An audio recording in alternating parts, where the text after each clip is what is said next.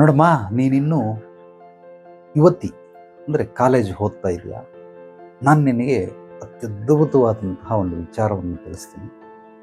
ಮಕ್ಕಳಿಗೆ ಇಡೀ ಭೂಮಂಡಲದಲ್ಲಿ ಯಾರ್ಯಾರು ಇನ್ನೂ ಮದುವೆ ಆಗಿಲ್ವೋ, ಆ ಮದುವೆ ಆಗದಂತಹ ಮಕ್ಕಳು, ಅವರೆಲ್ಲ ಮಕ್ಕಳೇ, ಆ ಮಕ್ಕಳಿಗೆ ಅತ್ಯದ್ಭುತವಾದಂತಹ ಸೇಫ್ಟಿ ಝೋನ್ ಯಾವುದು ಅಂತಂದರೆ, ಸಂರಕ್ಷಣೆ ಎಲ್ಲಿ ಸಿಗುತ್ತೆ ಅಂದರೆ ಅಪ್ಪ ಅಮ್ಮನ ಆಶ್ರಯದಲ್ಲಿ ಸಿಗುತ್ತೆ.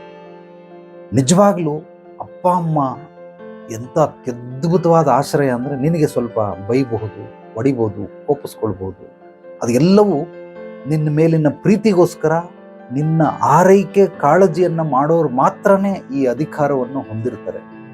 ಅದನ್ನು ನೀನು ಅರ್ಥ ಮಾಡ್ಕೊಳ್ದೇನೆ ನಾನು ಅಪ್ಪ ಅಮ್ಮನ ಮೇಲೆ ಬಂದು ಕಂಪ್ಲೇಂಟ್ ಹೇಳ್ತಾ ಇದೆಯಾ, ಸೊ ಅವ್ರು ಹಂಗೆ ಮಾಡಿದ್ರು, ಹಿಂಗೆ ಮಾಡ್ತಾರೆ, ನಾನು ಅಲ್ಲಿರಲ್ಲ, ಬೇರೆ ಕಡೆ ಹೋಗ್ತೀನಿ, ಪಿ ಜಿಲಿರ್ತೀನಿ, ಹಾಸ್ಟೆಲ್ಗೆ ಹೋಗ್ತೀನಿ, ಖಂಡಿತವಾಗ್ಲೂ ಹೇಳ್ತಾ ಇದ್ದೀನಿ.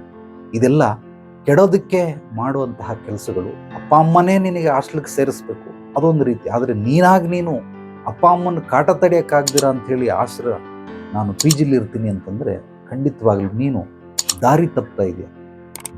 ದಾರಿ ತಪ್ಪಿದ ಮಗ ಅಂತ ರಾಜ್ಕುಮಾರ್ ಸಿನಿಮಾ ಬಂದಿತ್ತು, ಹಂಗೆ ನೀನು ದಾರಿ ತಪ್ಪಿದ ಮಗಳು. ಖಂಡಿತವಾಗ್ಲೂ ಆ ರೀತಿ ಮಾಡಬೇಡ.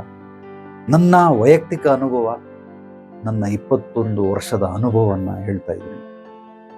ತುಂಬ ಸೇಫ್ಟಿ, ಸಂರಕ್ಷಣೆ ಎಲ್ಲಿರುತ್ತೆ ಅಂದರೆ ಅಪ್ಪ ಅಮ್ಮನ ಆಶ್ರಯದಲ್ಲಿ ಇರುತ್ತೆ. ಆದ್ದರಿಂದ ಅಪ್ಪ ಅಮ್ಮನ ಆಶ್ರಯವನ್ನು ಭದ್ರವಾಗಿ ಇಡ್ಕೊ. ಯಾವಾಗ ನೀನು ಅದನ್ನು ಸಡಿಲಗೊಳಿಸ್ತೀಯ, ನಿನ್ನ ಬದುಕು ಅಲ್ಲೋಲ ಕಲ್ಲೋಲಗಳಾಗ್ಬಿಡ್ತವೆ. ಹೊರಗಡೆ ಜಗತ್ತು ಅಪ್ಪ ಅಮ್ಮ ನಿನ್ನನ್ನು ಪ್ರೀತಿಸಷ್ಟು, ನಿನಗೆ ಆರೈಕೆ ಕಾಳಜಿ ಮಾಡಿದಷ್ಟು ಹೊರಗಡೆ ಯಾರೂ ಮಾಡೋದಕ್ಕೆ ಸಾಧ್ಯವೇ ಇಲ್ಲ. ಯಾವಾಗ ನಾನು ಹೇಳೋದು ನಿನಗೆ ಸಂಪೂರ್ಣವಾಗಿ ಅರ್ಥ ಮಾಡ್ಕೊಳ್ತೀವೋ, ನಾನು ಹೇಳಿರೋದನ್ನು ಅರ್ಥ ಆಗೋದು ಯಾವಾಗ ಅಂತಂದರೆ ಮನನ ಮಾಡಿದಾಗ ಮಾತ್ರ. ಮನನ ಅಂದರೆ ಇಲ್ಲೊಂದು ಕ್ಯಾಲ್ಕುಲೇಷನ್ ನಡೀತಾ ಇರುತ್ತೆ ಸದಾ.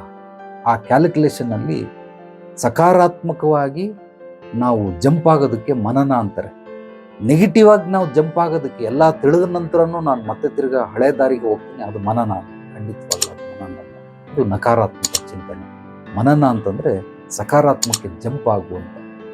ಓಕೆ, ನಾನು ಹೇಳಿದ್ದನ್ನು ಸ್ವಲ್ಪ ಅರ್ಥ ಮಾಡ್ಕೊಳ್ಳೋದಕ್ಕೆ ಪ್ರಯತ್ನ ಪಡು.